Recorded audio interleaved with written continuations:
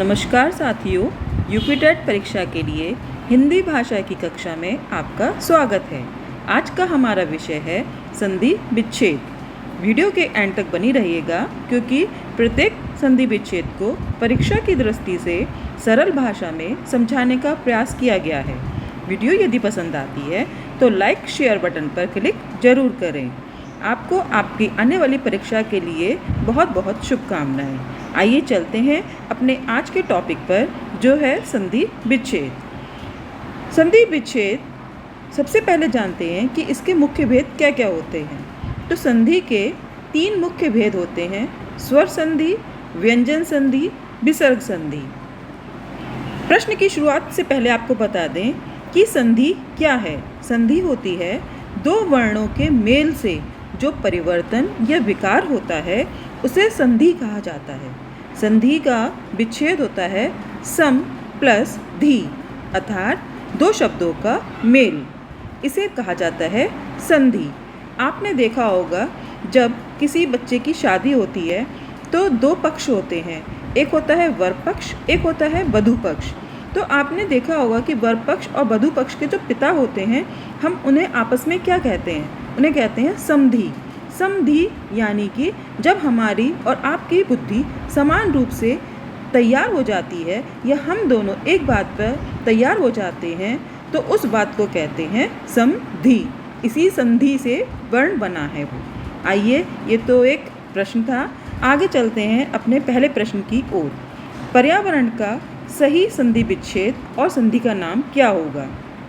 Options हैं आपके: पर्या प्लस वरण दीर्घ संधि, परि प्लस आवरण यण संधि, परि प्लस वरण रण व्यंजन संधि, पर प्लस आवरण गुण संधि। सही आंसर है आपका परि प्लस आवरण, ऑप्शन 2 यण संधि। आइए इसे समझते हैं। परि प्लस आवरण, परि का जो आपने देखा वो अंतिम वर्ण है ई, और आवरण का जो वर्ण है वो है अ। ई और अ जब मिलते हैं तो बनता है य, यानी कि जब ई या बड़ी ई के बाद कोई असमान स्वर आता है, असमान यानी कि उसी वर्ग का नहीं आता है, अन्य कोई वर्ण आता है स्वर का, तो बनता है य, तब वहाँ पर होती है यण संधि। अगला प्रश्न है, सत्याग्रह शब्द का सही विच्छेद क्या है? सती प्लस आग्रह, सत्य प्लस ग्रह, सत्य प्लस आग्रह, सत प्लस आग्रह। सही ऑप्शन है 3 सत्य प्लस आग्रह। देखिए इसको, सत्य प्लस आग्रह को सत्य का अ बना और आग्रह का आ। जब अ और आ बनते हैं तो दोनों स्वर समान हैं, वो दीर्घ हो जाते हैं, इसलिए इसका नाम है दीर्घ स्वर संधि। अगला प्रश्न है, रामायण शब्द का शुद्ध संधि विच्छेद क्या होगा? राम प्लस आयन, राम प्लस अयन, रामा प्लस अपन, राम प्लस मन। सही आंसर है ऑप्शन 2 राम प्लस अयन। राम प्लस अयन देखते हैं। राम का अ और अयन का आ, दोनों स्वर आपस में समान हैं, वो अ और आ बनकर मिल गए आ, यानी कि दोनों समान स्वर दीर्घ हो गए, वो कहलाएगी आपकी दीर्घ स्वर संधि। इसमें ये भी बता दूं आपको, जब राम और अयन में ना था तो जब हम संधि करते हैं वो ना बन जाता है रा, तो यहाँ हो जाता है रामायण। अगला प्रश्न है आपका, प्रत्येक शब्द में कौन सी संधि प्रयुक्त हुई है और इसका विच्छेद क्या होगा? प्रति प्लस 1 यण स्वर संधि, पर प्लस 1 गुण स्वर संधि, प्रति प्लस 1 वृद्धि संधि, प्रति प्लस 1 दीर्घ स्वर संधि। इसका सही आंसर है ऑप्शन 1 प्रति प्लस 1 यण स्वर संधि। प्रति शब्द का ई और एक शब्द का ए यहाँ बन गया ये। देखिए, जब कोई प्रथम आपके शब्द में ई या ई आते हैं और उसके बाद कोई अन्य स्वर होता है तो वो ई और ई का बन जाता है या, और जो स्वर दूसरे पद में होता है उसका वो बन जाता है ए। तो यहाँ बन गया ई और ई बराबर या, यानी कि प्रत्येक, यण संधि। अगला है विद्यार्थी शब्द में कौन सी संधि है? गुण संधि, वृद्धि संधि, यण संधि या दीर्घ संधि? आंसर है आपका दीर्घ संधि। विद्यार्थी का विच्छेद करा, विद्या प्लस अर्थी, विद्या का अ प्लस अर्थी का अ और अ बनकर बनाए आ, यानी कि दोनों समान स्वर हैं। ये हो गए आपके दीर्घ स्वर संधि। अगला प्रश्न है अभ्युदय शब्द का सही संधि विच्छेद क्या है? अभि प्लस दय, अभ्य प्लस उदय, अभि प्लस उदय, अभि प्लस उदय। सही आंसर है ऑप्शन 3, अभि प्लस उदय। विच्छेद देखते हैं। अभि प्लस उदय में वहाँ पर जो मात्रा है वो छोटी ई की है, ई प्लस उ, उदय का उ। और मैंने भी आपको बताया था कि ई और उ यानी कि सब असमान स्वर हैं, तो ई और बड़ी ई का बन जाता है या में उदय का उ की मात्रा लग गई तो ये हो गया यू, यानी कि यण स्वर संधि। अगला प्रश्न है परीक्षा शब्द का संधि विच्छेद है। ऑप्शंस हैं पर प्लस इच्छा, परि प्लस ईक्षा, परि प्लस इच्छा, परहा प्लस इच्छा। सही आंसर है ऑप्शन 2, परि प्लस इच्छा। परीक्षा, परीक्षा में रा पर छोटी ई की मात्रा है, छोटी ई प्लस ईक्षा का बड़ी ई, समान स्वर हैं। जब ई और ई मिलते हैं तो दीर्घ स्वर बन जाता है समान स्वर में, ये हो गया परीक्षा। अगला प्रश्न है स्वच्छ शब्द में संधि है। यण संधि, दीर्घ संधि, गुण संधि, वृद्धि संधि। स्वच्छ का जो आपका सही आंसर है वो है यण संधि, ऑप्शन 1।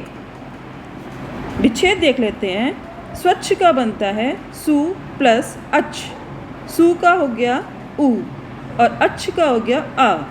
उ और आ जब परस्पर संधि करते हैं तो बनता है व। उ और आ का बनता है व, तो ये असमान स्वर हैं, इसलिए यहाँ पर ये हो गई यण संधि। इसका अन्य उदाहरण है स्वागत। स्वागत में भी आप जब विच्छेद करेंगे तो बनेगा सु प्लस आगत, उ और आ बन के बन जाएंगे व, स्वागत। अगला प्रश्न है समुद्रोर्मी शब्द में संधि है। दीर्घ संधि, वृद्धि संधि, गुण संधि, यण संधि। इसका सही आंसर है गुण संधि। आइए विच्छेद देखते हैं। समुद्रोर्मी शब्द का विच्छेद है समुद्र प्लस उर्मी, समुद्र का अ प्लस उर्मी का उ, आ और उ मिलकर बने औ, इसलिए यहाँ पर गुण संधि है।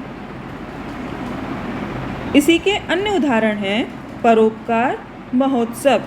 परोपकार और महोत्सव का विच्छेद क्या होगा, आप मुझे कमेंट सेक्शन में बताइए। अगला शब्द है और अगला प्रश्न है आपका यशोभिलाषा शब्द में कौन सी संधि है? विसर्ग संधि, गुण संधि, वृद्धि संधि, दीर्घ संधि। इसका सही आंसर है ऑप्शन 1, विसर्ग संधि। विच्छेद होगा इसका यशः अभिलाषा। यशः में विसर्ग है, इसलिए ये होगी आपकी विसर्ग संधि। इसी के अन्य उदाहरण भी मैं आपको दे रही हूँ। मनोभिलाषा, पयोनिधि, यशोगान, दुर्दशा, ये सभी शब्द विसर्ग संधि के ही अन्य उदाहरण हैं। अगला प्रश्न है मत्येक में कौन सी संधि है? दीर्घ संधि, यण संधि, गुण संधि या वृद्धि संधि। सही आंसर है ऑप्शन 4, वृद्धि संधि। देखते हैं विच्छेद। मत्येक का विच्छेद होगा मत प्लस एक, मत का अ प्लस एक का ए, आ और ए मिलकर दीर्घ हो गए, इसलिए ये हो गया यहाँ पर वृद्धि संधि। जब अ और आ के बाद ए या ऐ आए तो वहाँ पे ए आंसर होता है, और आ के बाद ओ या औ आता है तो वो दीर्घ औ हो जाता है, इसलिए ये वृद्धि संधि कहलाती है। आप जब अपनी परीक्षा में देखेंगे कि जिस पर दीर्घ मात्रा होगी वे वाली संधि वृद्धि संधि होगी। ये आपके लिए एक टिप है जब आप देखेंगे अपने परीक्षा में इस तरह के संधि प्रश्न को। इसके एग्जाम्पल और भी हैं, सदैव, महोजस्वी, इनमें आप देख रहे हैं कि मात्राएं दीर्घ हैं। अगला प्रश्न है, संधि की दृष्टि से कौन सा युग्म अनुचित है? इन 4 ऑप्शंस में से एक में जो युग्म है वो उचित नहीं है। वो कौन सा है? ऑप्शन देख लेते हैं। तल्लीन व्यंजन संधि, मतृच्छा यण संधि, मनश्चिकित्सा विसर्ग संधि, स्वागत दीर्घ संधि। तो इसका सही आंसर है ऑप्शन 4, स्वागत दीर्घ संधि। देखिए विच्छेद देख लेते हैं।